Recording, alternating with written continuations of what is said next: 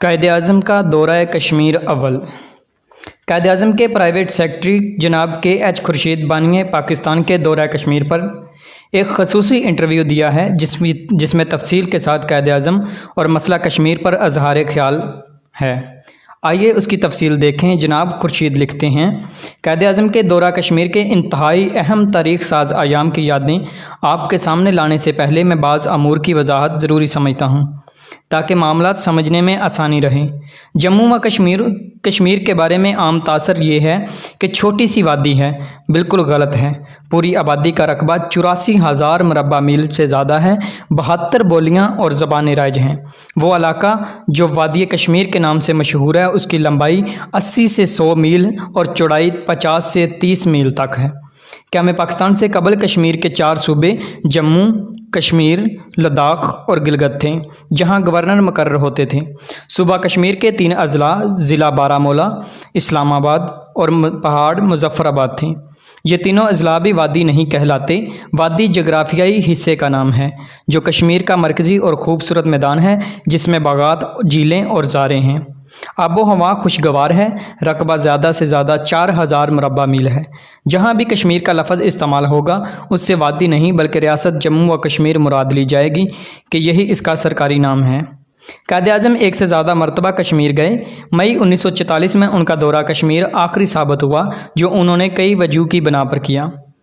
अव्वलन ये कि बरसगीर की सियासत में बरक रफ्तारी आ गई थी और कायद-ए-आज़म कुछ देर आराम फरमाना चाहते थे।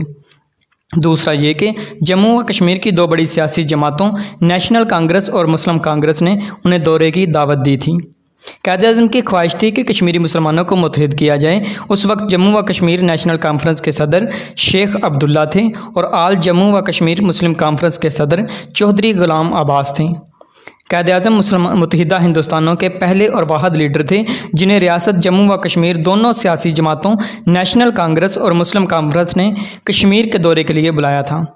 यही नहीं, कश्मीर हुकूमत पाकिस्तान के वज़ीर सरबीनी गाल नरसिंह राव ने भी सरकारी सतह पर कायद-ए-आज़म को दावतनामा भेजा।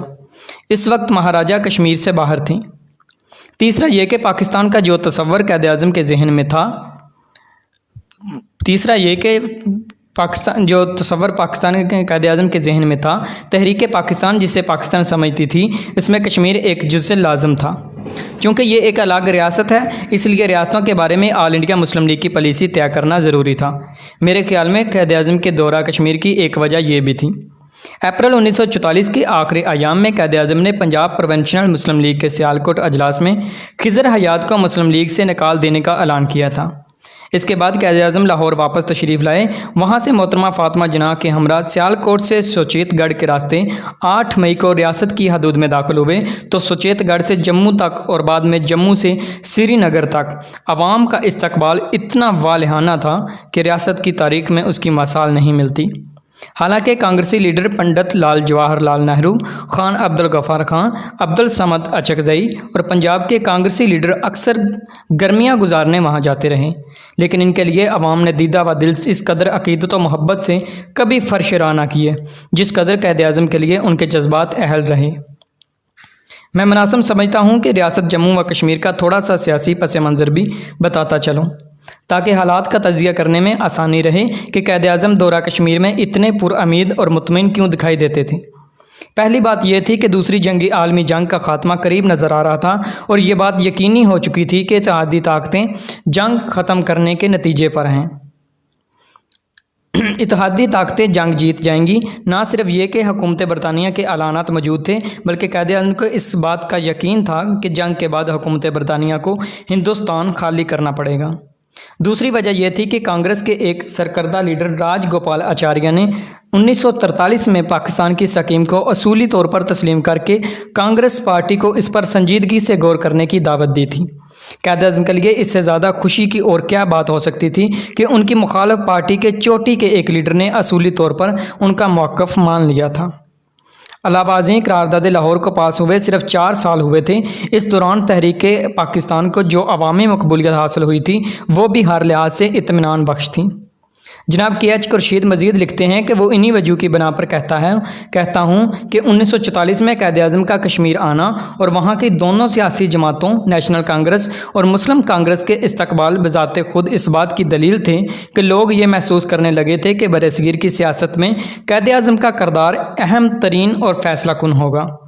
चनाचे सुचेतगढ़ से जम्मू तक और जम्मू में क़याम के बाद बानिहाल से श्रीनगर तक क़ायद-ए-आज़म का जो शानदार इस्तकबाल किया गया वो मेरे ख्याल में किसी बादशाह को भी नसीब नहीं हुआ होगा। इन्हीं दिनों में या उससे कुछ अरसा बाद एक गैर मुल्की मुबस्सर ने लिखा था कि अगरचे गांधी और नेहरू बैरूनी दुनिया में हिंदुस्तान की तहरीक के आज़ादी के अलमबरदार समझे जाते हैं, लेकिन हकीकत में हिंदुस्तान के सियासी स्टेज पर मकबूल और ज़ोरदार शख्सियत सिर्फ क़ायद-ए-आज़म है। पाकिस्तान जिंदाबाद, क़ायद-ए-आज़म जिंदाबाद। Subscribe my channel for more latest videos.